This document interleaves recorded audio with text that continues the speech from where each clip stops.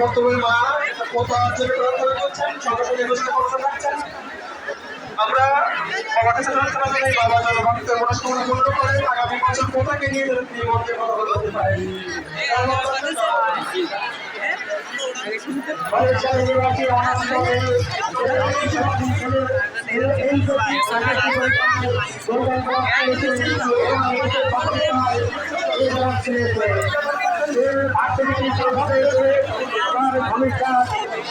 ভবিষ্যতে লেখাপড়া যেন আরো ভালো হয়, এই মঙ্গল কামনা থেকে ভবিষ্যতে সে যেন লেখাপড়া করে দেশের একজন হতে পারে, এই মঙ্গল কামনা রেখে সে ঢাকা উন্নয়ন করবে। 500 টাকা দাম রেখেছেন, দামে শ্রীবিধির জন্য 500 টাকা রেখেছেন।